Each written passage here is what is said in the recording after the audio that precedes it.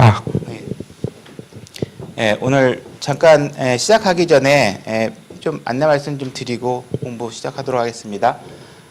몇 분들이 그냥 한두 분이 제가 이제 여기 강의하는 그 파워포인트 자료를 요구하셔서 제가 그 PDF 파일로 여기 수업한 내용은 제 파일로 바꿔가지고 PDF 파일로 바꿔서 우리 교회 홈페이지에다가 제가 올려놓습니다. 그래서 그거 들어가 보시면 되는데 제가 올 초인가 작년인가 이제 교회 홈페이지를 바꾸면서 이제 저희 교회 홈페이지 주소가 www.ilovekjb.com 이렇게 돼 있는데 과거에 이제 홈페이지를 쓰시다 보면 이제 .com 밑에 이렇게 부속 그 서버 주소가 있어요. 요거를 이제 즐겨찾기에 등록해 놓으신 분들이 저희 교회 홈페이지가 바뀐 다음에 그냥 무심코 옛날 주소로 들어가면 홈페이지가 안 떠요. 그죠? 옛날 주소가 이렇게 기록이 돼 있어서. 그래서 요 홈페이지가 안 뜨시는 분들은 이 슬래시 밑에 있는 주소를 싹 지우시고 ilovekjb.com만 하시면 홈페이지에 들어가집니다. 그래서 혹시 홈페이지 못 들어가시는 분들 중에 지금 이게 유튜브나 이런 동영상을 통해서 이 화면을 보시는 분들은 참고해서 요 뒤에 있는 부분을 좀 지워서 들어가시면 되고요. 위치는 어디냐면 홈페이지에 들어가시면 이제 여기 성경 공부 잠깐만요. 이게 때문에 헷갈려. 여기 주일 성경 공부 설교 강의 밑에 들어가면 주일 성경 공부 이렇게 뜨는 메뉴가 떠요. 여기를 딱 누르시면 이제 요 화면으로 들어오거든요. 그러면 이제 제가 강의하는 게 이제 안성식 형제라고 되어 있는 요 강의 이제 이렇게 보이시죠? 하나님의 경륜. 요걸로 들어가시면 이제 이렇게 동영상 링크된 거에 하단에 보면 하나님의 경륜 PDF 파일 이렇게 글씨가 보여요. 요거 누르시면 PDF 파일이 다운로드 됩니다. 그래서 혹시 필요하신 분들은 이렇게 화면을 통해서 다운받으시면 될 것 같습니다. 이해가 되시나요? 네. 자, 그럼 지난 시간 내용을 좀 한번 복습하면서 시작해 보도록 하겠습니다.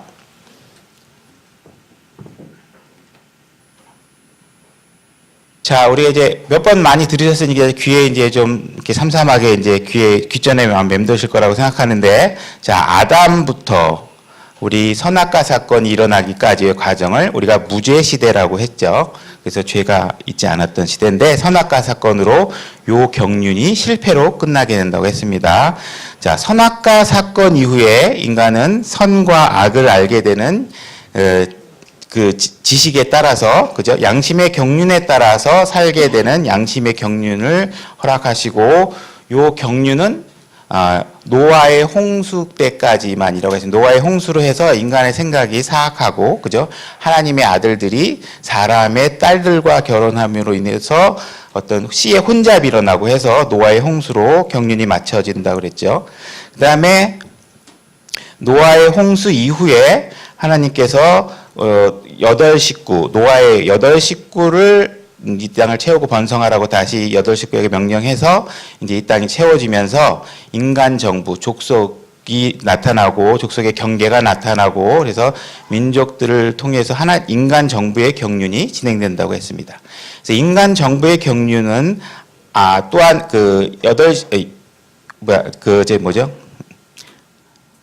바벨탑 사건을 통해서 우리가 그 언어가 혼잡되게 되고 또 인간의 생각이 악하게 되면서 하나의 경륜이 끝나게 된다 그랬죠. 그래서 여기까지는 모든 지구상의 인류를 전체를 통틀어서 하나님께서 전체를 다 관리하신 경륜이라고 그랬습니다. 이제부터는 하나님께서 인류를 전체를 통틀어서 관리하지 않으시고 아브라함이라는 한 사람을 등장시켜서 유대인, 히브리인 민족의 조상으로 삼으시고 이제 특별하게 유대인만을 관리하는 시간이 시작됩니다. 경륜이. 그래서 아브라함부터 우리가 그 아브라함, 이삭, 야곱, 그 야곱의 12 자녀들을 통해서 족장 시대의 경륜이 흘러가다가 요 12사람들이 이스라엘 후손들이 그 이집트 땅에 들어가서 노예를 전락하면서 요 경륜도 끝난다 그랬죠. 그래서 이때 모세를 등장해 시켜서 그 율법을 주심으로 인해서 다시 율법의 경륜이 시작됩니다. 그래서 이거는 십자가 사건까지 신약 성경 사복음서에 예수님께서 십자가에 달리는 시간까지 이 경륜이 유효하다고 했습니다. 그래서 십자가 사건에 도달하게 되면 예수님께서 죽음을 통해서 상속 언약을 남겨놓으시고 본인의 죽음을 통한 이후에 교회의 경륜이 시작된다 그랬죠. 그래서 교회가 등장하게 되고 십자가 사건 이후에 우리가 한 2000년쯤 지나는 한 요쯤 어딘가의 경륜에 우리가 지금 살고 있는데 그 경륜이 다 차게 되면 우리 그리스도인 교회는 하늘로 들려 올라가게 되고 지상에는 7년간 환란이 벌어진다 그랬습니다. 그래서 교회는 하늘로 들려 올라가기 때문에 우리 교회는 환란을 통과하지 않는다 그랬습니다. 그래서 우리 교회는 하늘로 올라가서 그리스도의 심판석에 서게 됩니다. 그리스도의 심판석은 구원받은 교회, 그리스도인만 들어가는 심판입니다. 참고로 그죠? 그다음에 여기서 혼인식 우리 교회 성경에는 이게 혼인잔치라고 되어 있는 것 같아요. 혼인잔치. 혼인식이 벌어지고 결혼식, 웨딩이 벌어지는 거죠. 그 다음에 요 결혼식이 혼인식이 끝나게 되면 지상으로 다시 내려오게 됩니다. 그래서 우리는 하늘로 교회는 들려 올라가고 예수님은 공중으로 재림하고, 그죠? 그래서 재림이 한 번 있었고, 자, 그 다음에 다시 지상에 내려오는 지상 재림이 있습니다. 그래서 지상 재림과 공중 재림 두 번이 나타나는 부분을 놓치지 말으셔야 교회 경륜을 이해하는데 헷갈리지 않는다 그랬습니다. 그래서 지상 재림 이후에 예수님께서 직접 통치하시는 천년 왕국의 경륜이 시작이 되고 천년이 다 차게 되면 둘째 심판이 벌어져서 지옥에 갔던 사람들, 그 다음에 타락한 천사들이 백보자 심판 앞에 서서 심판을 받게 되고 그 이후에 영원한 경륜으로 들어간다고 했습니다. 여기 백보자 심판은 그리스도인은 가지 않습니다. 그래서 이게 심판들의 성격에 대해서도 참고로 굵직굵직한 것들을 이해하고 계시면 도움이 된다 그랬습니다. 자, 그럼 다음에 들어가서 우리가 지난번에 공부했던 내용을 살짝 복습을 하면서 진행하겠습니다.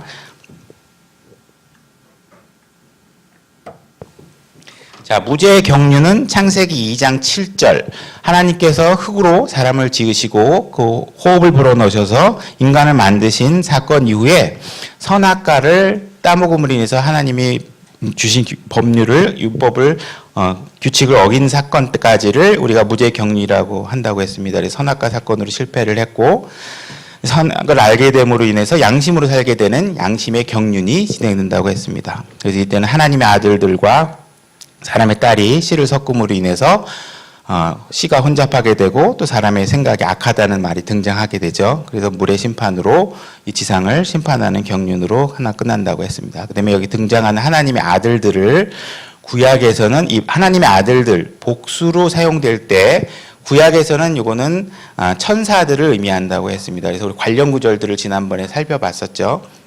신약에서는 우리가 하나님의 아들들 하게 되면 구원받은 그리스도의 자녀들을 이야기한다고 말씀드렸습니다.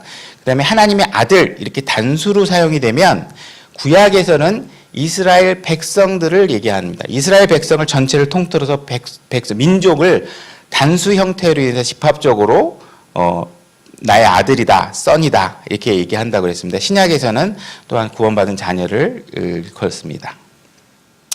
자, 그 다음에 홍수 이후에 노아의 8 식구를 가지고 하나님께서 다시 이 땅을 채우고 번성하라고 하셨고 그래서 이 바벨탑 사건까지의 경륜을 인간 정부의 경륜이라고 한다 그랬습니다. 그래서 이때까지는 하나님께서 모든 민족을 동시에 관리하셨고 언어가 하나라는 특징을 갖고 있다고 했습니다. 그래서 이 언어가 바벨탑 사건에서 흩어지게 된다 그랬죠. 예, 그래서 이해하시면 되고 그 다음에 족장 시대 경륜 오늘은 여기서부터 이제 시작을 하면 될 것 같습니다. 창세기 12장에 아브라함이라는 한 사람을 등장시켜서 하나님께서 히브리 민족의 조상으로 삼으십니다. 그래서 율법을 받을 때까지의 기간을 우리가 이게 족장 시대의 경륜이라고 하고, 자, 여기서 우리가 이방인과 유대인의 구분이 생긴다고 했습니다. 그래서 이방인과 유대인의 구분이 생기는 이런 포인트를 놓치지 마셔야 되고, 그 다음에 유대인은 민족들에 포함되지 않는데 이것도 이따 구절을 찾아보겠습니다. 유대인들은 하나님께서 왜 특별하게 선택하셨느냐 하는 질문에 하나님께서 답을 해놓으신 게 있는데 그것은 여러 민족들 중에 가장 수가 적기 때문이다 이렇게 얘기를 했습니다. 그래서 하나님께서는 가장 약하고 보잘것없는 한 민족을 들어서 상대적으로 많은 사람들이 하나님과 유대인, 히브리인이 어떠한 역사를 보이는가를 보므로 인해서 하나님이 어떤 분이신가를 보일 수 있도록 이렇게 경륜을 펼치고 계신다고 보시면 됩니다. 자, 그래서 12장 1절을 보면 그런데 전에 주께서 아브라함에게 이르시되 너는 내 고향과 친족과 아버지 집에서 나와 내가 내게 보여줄 땅으로 가라 이렇게 했습니다. 그래서 하나님께서는 분명히 방향을 틀어서 인간에게 하나님이 원하시는 방향으로 가게 하신다 그랬습니다. 그래서 우리가 그리스도인의 신앙생활은 일단 여러분들이 방향을 잘 잡으셔야 됩니다. 열심히 하는 것보다 중요한 게 방향을 똑바로 잡으셔야 됩니다. 방향이 틀리면 열심히 하면 할수록 잘못된 방향으로 갑니다. 되돌아오기가 멀어지죠. 그죠? 여러분이 부산을 가야 되면 방향을 잘 잡고 열심히 가든지 넘어졌다 가든 쉬었다 가든 방향만 잘 잡으면 언젠간 갑니다. 근데 방향을 잘못 잡아놓고 열심히 뛰면 목적지와 점점 멀어집니다. 그러니까 여러분들이 하고 있는 어떤 행위나 의의나 이런 것들이 항상 올바른 방향에 서 있는지를 점검해 보셔야 된다고 말씀드렸습니다. 내가 너로부터 큰 민족을 만들고 네게 복을 주어 내 이름을 크게 하리니 내가 복이 되리라 이렇게 돼 있죠. 그래서 여러분들이 복이 되셔야 됩니다. 여러분 안에는 복의 근원이 계시고 여러분들이 어디 가서 복을 받으려고 자꾸 하시면 안 됩니다. 뭘 달라고 하시면 우리가 신앙생활을 처음 시작할 때 하나님께서 우리가 첫사랑에 우리가 어떤 체험을 통해서 여러분들이 많은 받는 어떤 체험을 하고 하나님의 은혜를 느끼시는 것은 당연한 과정이지만 여러분들이 적어도 이제 성장해서 스스로 걸어갈 때가 되면 나로 인해서 누군가가 복을 받는 신앙생활을 하셔야지 누군가가 나 때문에 자꾸 나를 도와주게 만들면 도와주는 사람을 피곤하게 만듭니다. 그죠? 그러면 그리스도인이 왜 저래 도대체 이런 말을 들으시면 안 된다는 여러분들은 사랑 위에 어느 것도 빚지시면 안 됩니다. 그러니까는 우리가 필요할 땐 처음엔 우리가 뭐 어려운 상황에서 내가 뭐 지각을 했는데도 안 혼나게 해주셨어요. 뭐 이런 걸 간증할 수도 있지만 지각을 하시면 안 됩니다. 여러분을 통해서 우리 회사가 잘 됐습니다. 여러분을 통해서 우리 가정에 평화가 왔습니다. 여러분을 통해서 어딘가 무언가 분쟁하는 곳에 뭔가 하나의 은혜가 전해지고 이렇게 여러분 자체가 복이 되셔야 됩니다. 그래서 그런 부분에 관해서 우리가 자꾸 뭔가 받아서 내가 복 받은 거를 자꾸 자랑하기보다는 여러분으로 인해서 다른 사람이 복을 받는 일을 자꾸 보시고 간증해 하실 수 있는 그런 성도들이 되셨으면 좋겠습니다. 그래서 아브라함이라는 사람을 이게 갈대아 우르라는 지역에서 불러내십니다.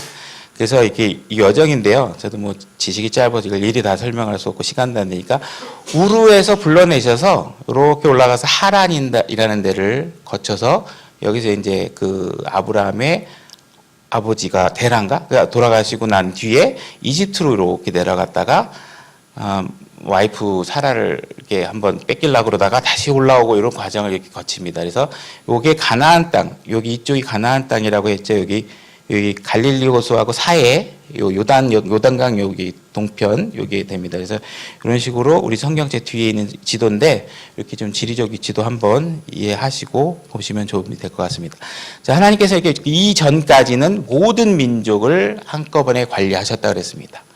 그러고 나서 하나님께서 유대인을 등장시킴으로 인해서 유대인과 모든 민족이라는 구분을 만드십니다.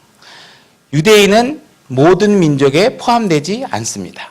그죠? 그래서 유대인과 이방인, 유대인과 모든 민족, 그죠? 그다음에 참 하나님을 믿는 사람과 이교도들을 믿는 이교도들, 이런 식의 구분이 생긴다고 했습니다. 그래서 모든 민족에서 유대인과 모든 민족의 구분이 아브라함의 등장을 통해서 하나님께서 새로운 경륜을 만드신다 그랬습니다. 자, 민수기 23장 9절을 보면 내가 바위들 꼭대기에서 그를 보며 작은 산들에서 그를 바라보나니 보라 이 백성은 홀로 거할 것이요 민족들 가운데 하나로 여기지 아니하시리라 이렇게 돼 있죠. 그래서 유대인은 이렇게 성경에서 민족들 이러면 그 안에 유대인이 들어가요 안 들어가요? 안 들어가는 겁니다. 그러니까 성경에서 민족들이 어떻게 됐다 그러면 유대인은 빼고 이렇게 이해하셔야 됩니다. 유대인은 빼고 이렇게 이해하셔야 됩니다. 자, 신명기 7장 7절을 가니까 주께서 너희를 친히 사랑하시고 너희를 택하신 것은 너희가 다른 백성보다 수가 더 많기 때문이 아니니라. 너희는 모든 백성들 중에서 수가 가장 적으니라. 이렇게 돼 있죠. 그래서 하나님께서 수가 강하고 뭐 미국 같은 나라를 지금 선택해 놓으면 미국이 이기는 이유라든지 강한 이유는 미국이 잘나서 될 것이다 이렇게 하겠죠. 그렇지만 아주 보잘것없는 민족을 택하셔서 지금도 우리가 하나님이 살아계시는 것을 볼 수 있는 하나의 하나의 그런 어떤 간증적인 사례들도 되겠어요. 그래서 유대인들의 어떤 경제라든지 이런 것들의 그늘에서 우리가 벗어나서 지금 살 수가 없습니다. 그래서 전세의 경제 저도 모르겠지만 60% 들리는 얘기에 의하면 60%를 유대인이 장악하고 있다고 얘기를 해요. 그래서 이렇게 유대인들이 갖고 있는 영향력은 그냥 어마어마합니다. 아주 작은 민족인데도 불구하고. 자, 이게 아브라함의 이제 그 족보, 시작의 족보인데요. 자, 아브라함이 있죠. 자, 아브라함이 하나님께서 이제 너에게 모든 민족의 씨를 번성하게 해주겠다 했는데, 아브라함에게 이게 사라 부인이 있는데, 나이가 먹었는데도 이게 안 생기니까 아기가 아브라함에게 자기 몸종 하갈을 넣어서 이스마엘과 이삭이 두 아들이 생깁니다. 근데 하나님께서 이스마엘을 버리시고 이삭을 택하시죠. 그죠? 그 다음에 이삭에게는 야곱과 에서라는 두 아들이 있습니다. 그 중에서 에서는 야곱에게 장자권을 팔게 되죠. 그래서 하나님께서는 요 에서를 버리시고 야곱을 택하십니다. 야곱에게는 레아와 라헬이라는 두 부인이 있었는데, 그 다음에 각각의 레아에게는 실바라는 몸종이 있었고 라헬에게는 비라라는 몸종이 있습니다. 그래서 야곱이 요 부인들 사이에서 12명의 아들들이 순서대로 이렇게 큰형, 둘째, 셋째, 넷째 이렇게 나갑니다. 그래서 요 12명의 아들과 야곱과 이삭과 아브라함을 잇는 요 혈통만이 유대인입니다.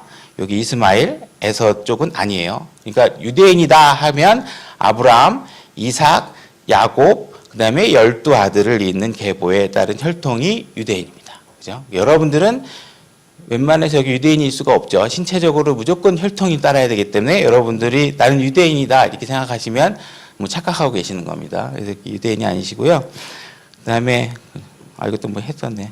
여기 이삭이고, 야곱이고, 그죠? 그 다음에 12아들, 요 계보를 잇는 혈통만이 유대인입니다. 내가 너로부터 큰 민족을 만들고 내게 복을 주어 내 이름을 크게 하리니 내가 복이 되리라. 그 다음에 창세기 마지막에 가게 되면 요셉이 죽으면서 이제 아브라함과 이삭과 야곱에게 맹세하신 땅에 이르게 하리라 이러면서 이제 자기의 후손들이 결국은 하나님께서 택한 보여주신 그 땅으로 유대인들을 인도할 것이라는 약속을 다시 리마인드를 시켜줍니다. 그래서 이 창세기 50장에 요셉이 죽음으로 인해서 영어 성경으로는 커픈 인 이집트에서 이집트에 있는 관에 요셉이 들어가는 장면으로 창세기 마지막 장이 끝남으로 인해서 한 경륜이 이렇게 관과 아주 네거티브한 장면으로 끝나게 됩니다. 그래서 우리가 야곱의 후손들이 결국 이제 요셉이 죽고 나서 그 이후의 왕들은 요셉을 잘 모르죠. 그래서 야곱의 후손들이 그 이집트 땅에 이제 노예로 전락하면서 하나의 경륜이 끝나게 됩니다. 이제 하나님께서 이제 율법의 경륜을 준비하시는데,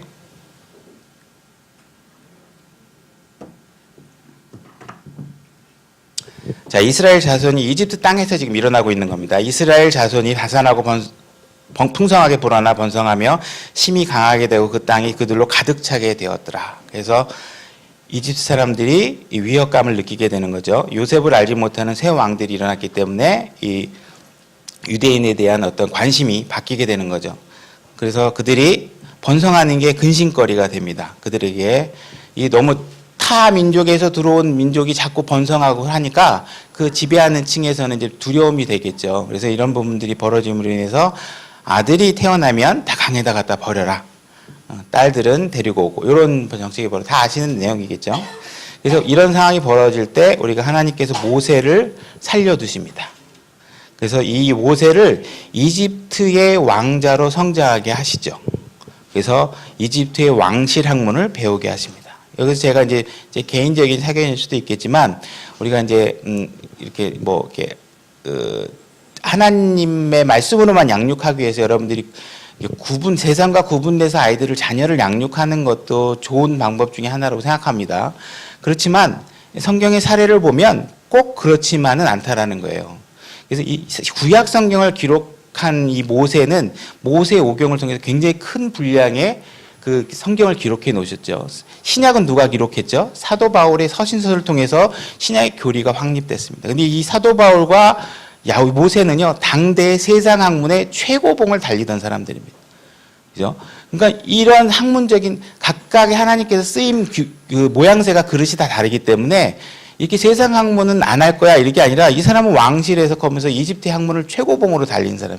그래서 이 사람을 통해서 우리 모세를 통해서 오늘날 시공간을 넘어서 여러분들이 기록된 성경의 말씀을 보고 있다는 걸 생각을 하면 세상 학문 하지 않을 거야 이런 마인드가 꼭 정답은 아니라는 걸 우리가 좀 참고로 알 수 있겠죠. 그래서 무엇인가 자기에게 주어진 거를 하나님께서 하지 말라 하는 건 하면 안 되겠지만 자기에게 주어진 학문이나 이런 것들은 최대한 열심히 해서 그 부분에서 여러분들이 뛰어나시는 게 하나님이 쓰시기에 이제 준비된 그릇이 될 수 있는 것일 수도 있다는 말씀을 좀 드리고 싶습니다.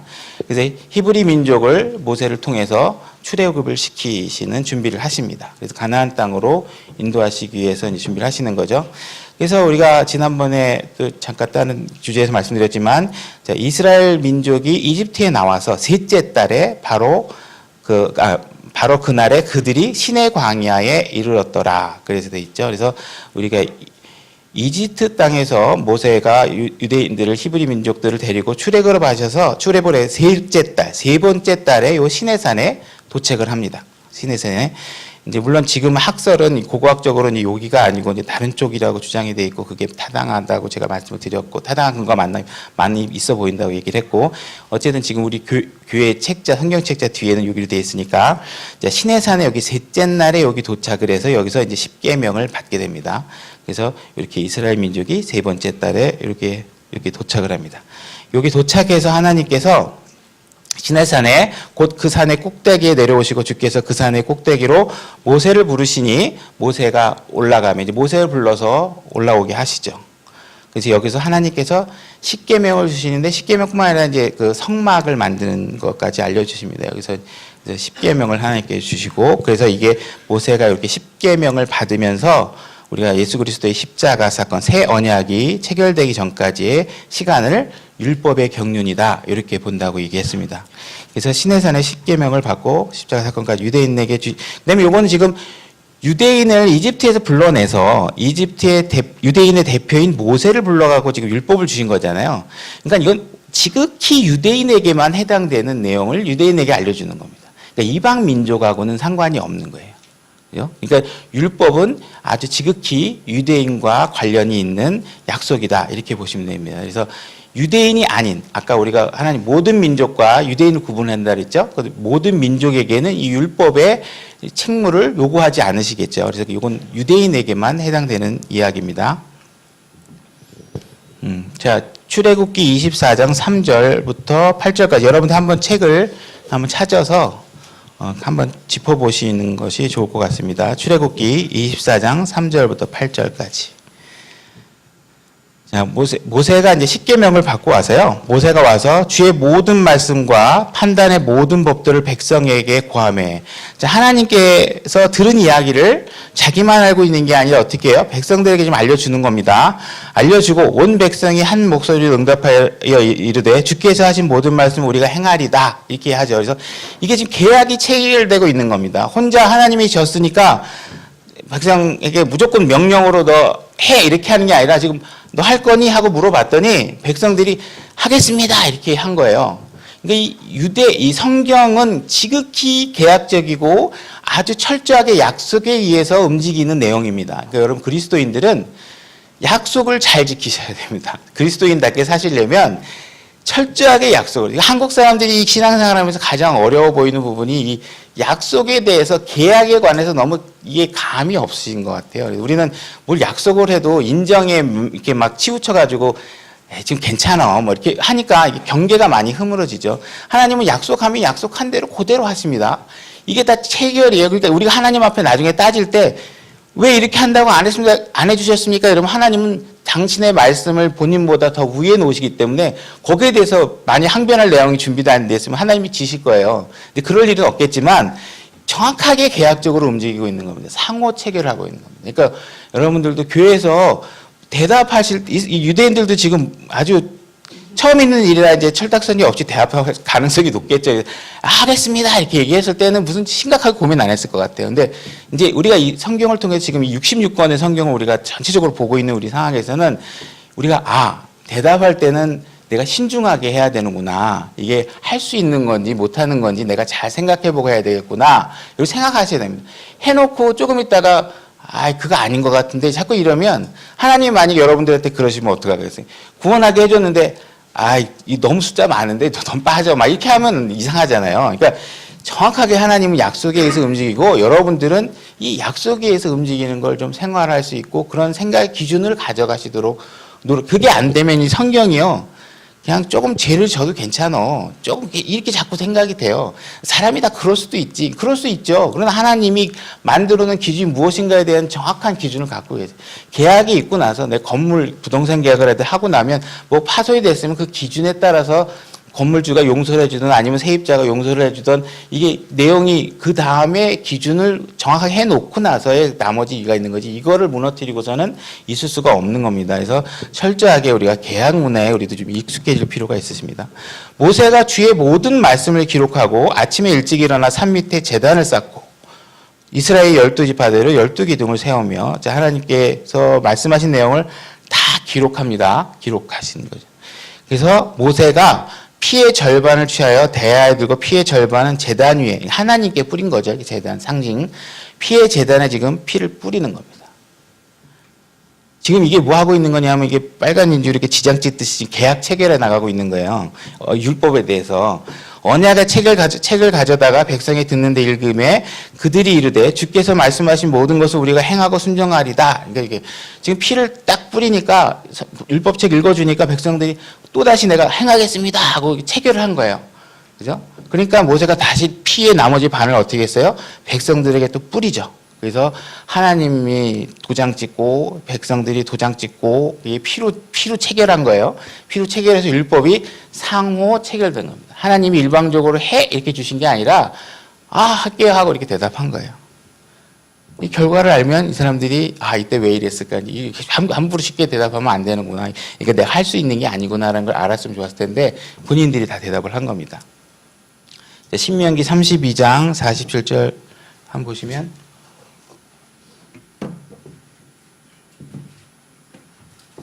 율법은 지극히 행하라고 주신 법이에요.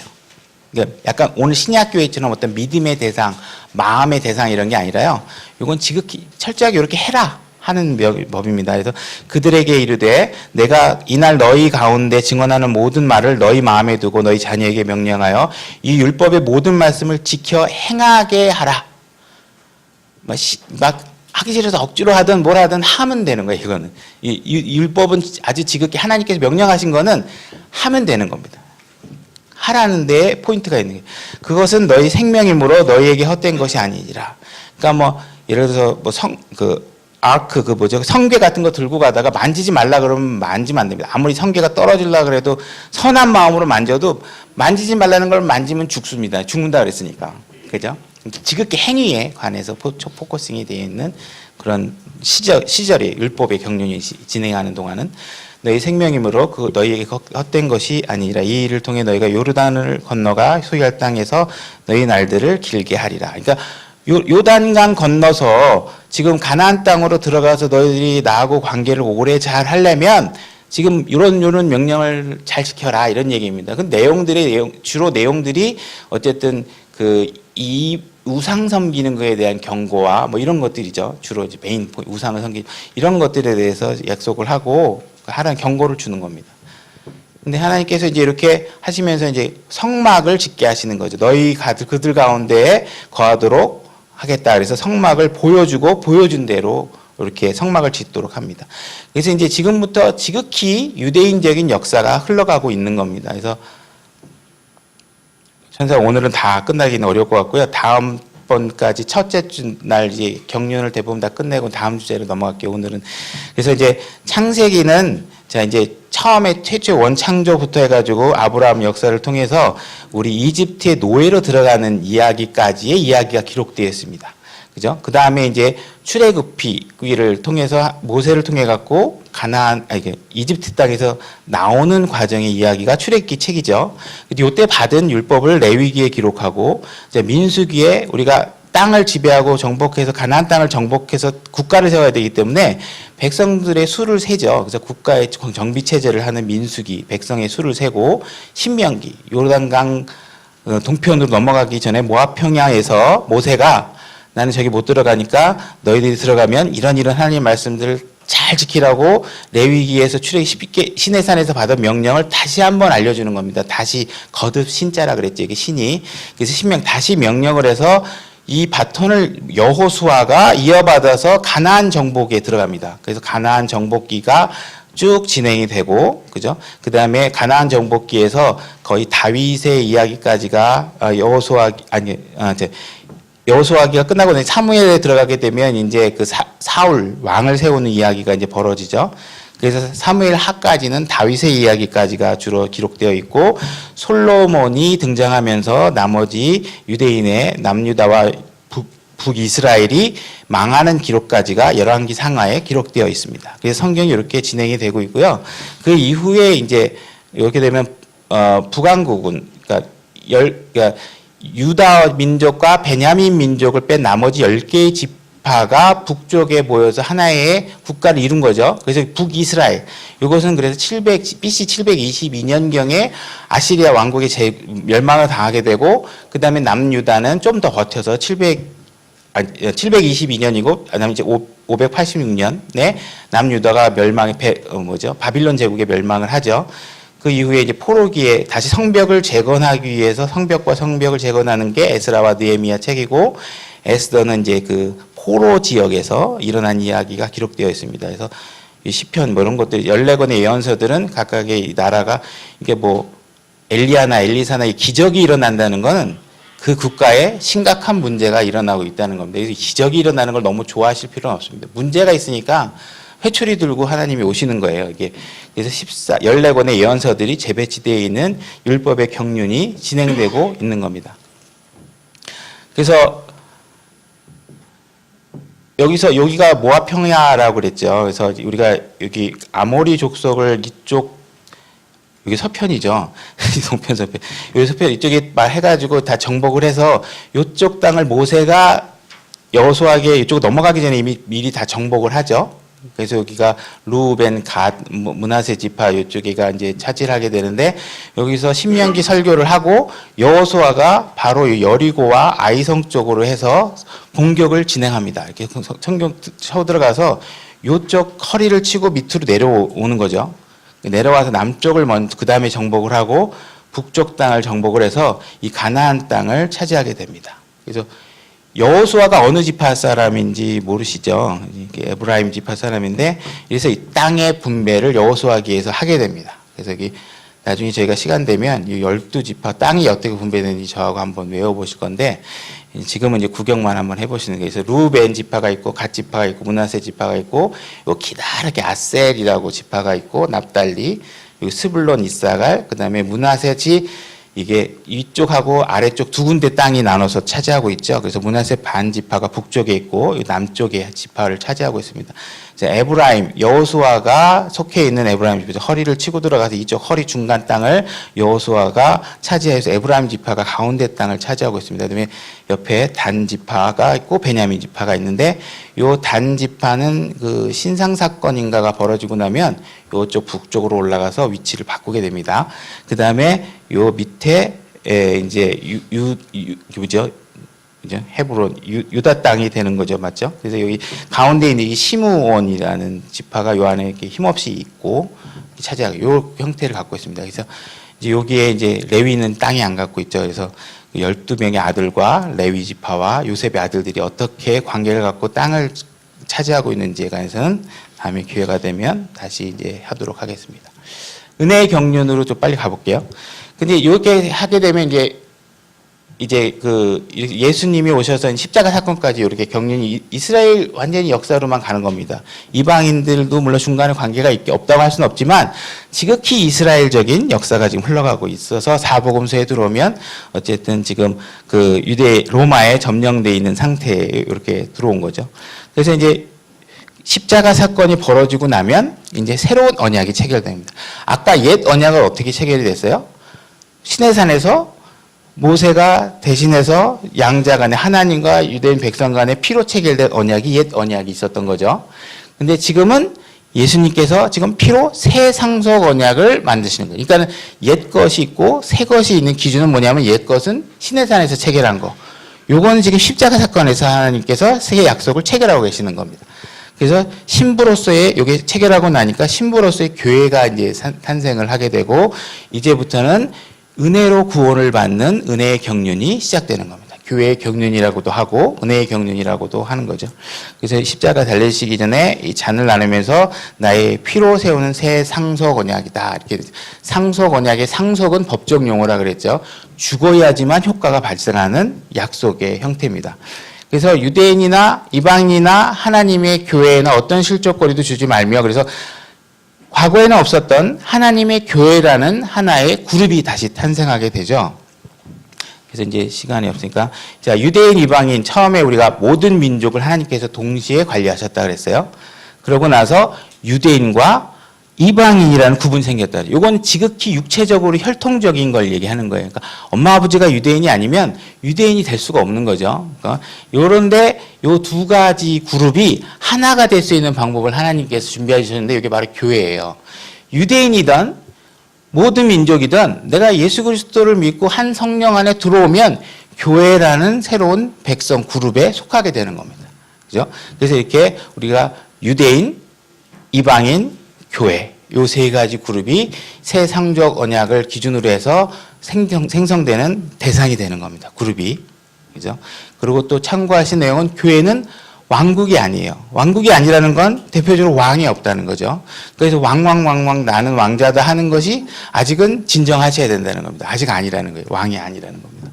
그래서 교회 시대는 배교로 끝나죠. 라오디게아 교회 형식으로 해서 배교로 끝나게 되면 그리스도인들은 하늘로 들려 올라가는 휴거를 하게 됩니다. 그래서 죽었던 사람들이 올라가게 되겠죠. 그 다음에 우리가 올라가고 만약에 이 대환란 기간에 교회가 통과해야 된다고 하면 우리가 교회에 대해서 아직 공부를 안 했지만 대환란 기간을 통과해야 된다고 교회가 통과해야 된다 그러면 죽은 사람도 다시 다 올라와서 이 대환란 기간을 통과해야 되니까 보통 일이 아니죠. 이 시스템이. 그러니까 우리 교회는 이거 통과할 수가 없습니다. 이 대환란 기간을.